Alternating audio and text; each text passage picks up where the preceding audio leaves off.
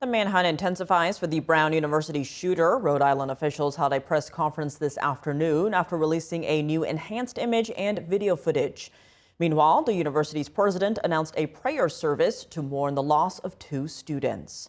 NTD's Arlene Richards has more.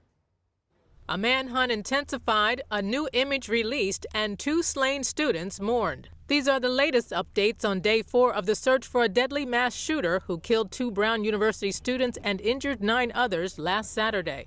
The university's president sent out a heartfelt message mourning the loss of those students.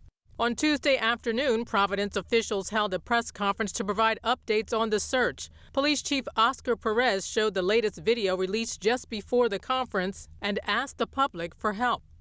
And so we're asking the public to ensure that they can see here that you want to focus on the body movements, the way the person moved their arms, the body posture, the way they carry their weight. I think those are important movement patterns that may help you identify this individual, which is extremely important.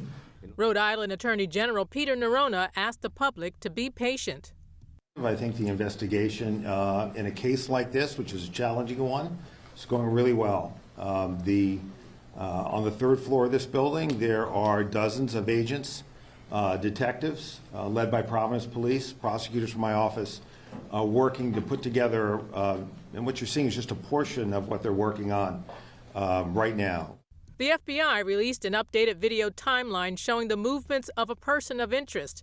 Earlier on Tuesday afternoon, officials released an enhanced photo of the suspect. The suspect is estimated to be 5'8" with a stocky build and wearing a dark 2-tone jacket. This latest image shows him wearing a crossbody bag.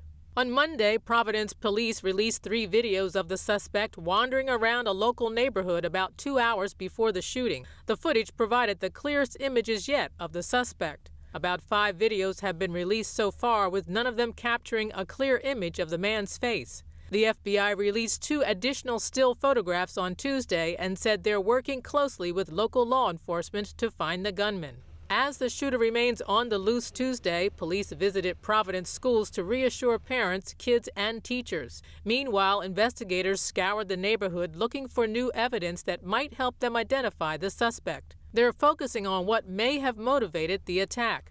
Potential questions to answer include: was there a target? Why Brown University? And why those 2 students? Brown University President Christina Paxson issued a campus-wide message Tuesday mourning the loss of Ella Cook and Muhammad Aziz Umerzakov, the 2 students killed in the mass shooting. 3 days ago, we lost 2 members of our Brown community to an act of unimaginable and senseless violence, she said in the statement. These were 2 young people whose amazing promise was extinguished too soon. Cook was a sophomore and Umerzakov was in his first semester at Brown.